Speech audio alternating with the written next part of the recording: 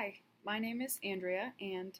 I'm going to talk to you about my self portrait, which I decided to do storytelling because we read a lot of stories in ACS, and I think one of the most important ways to spread awareness about big issues is by telling a story. So I'm going to tell you my story, or a very pared down version of my story.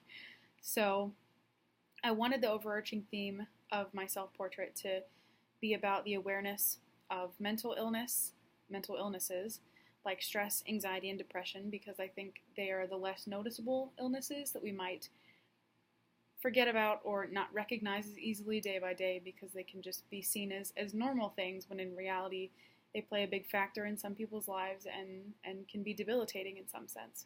So a lot of the things that are kind of hard to see in my self-portrait that you have to focus on and pay a little bit of a closer attention to are related to those mental illnesses because, like I said, those things aren't always easy to see. And I think bringing awareness to those things that are difficult to see make it easier for us, for me, for you, to recognize those differences and help somebody that may be struggling through them. We're all struggling through exam week. You might have friends or family that are dealing with a lot of stress about exams or anxiety about exams, and I think this is as good a time as ever to remind people or make people aware of the fact that these things are still happening even when we're so preoccupied that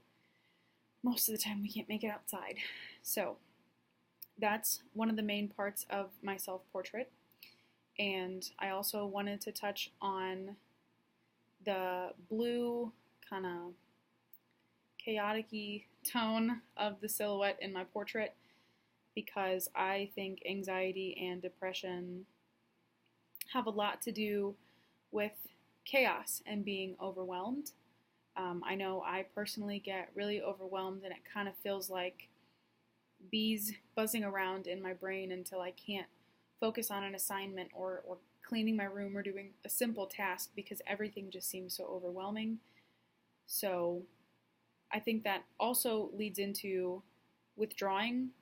from people because sometimes you feel so overwhelmed that you just want to be alone, you don't want to be around somebody. So in that sense, to me, anxiety and depression go hand in hand, and noticing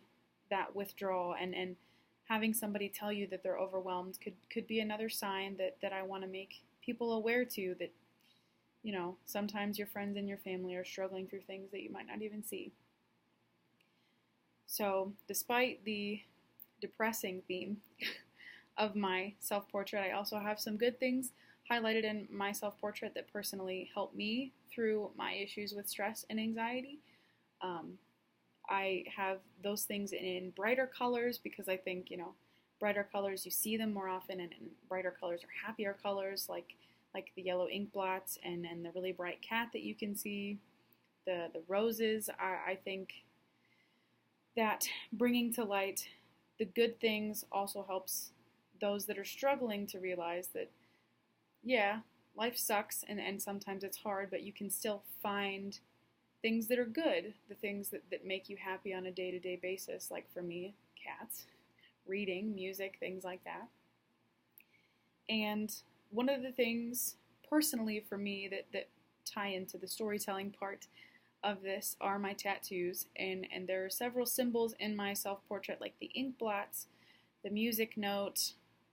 the saying on the bottom of my self-portrait around the neckline,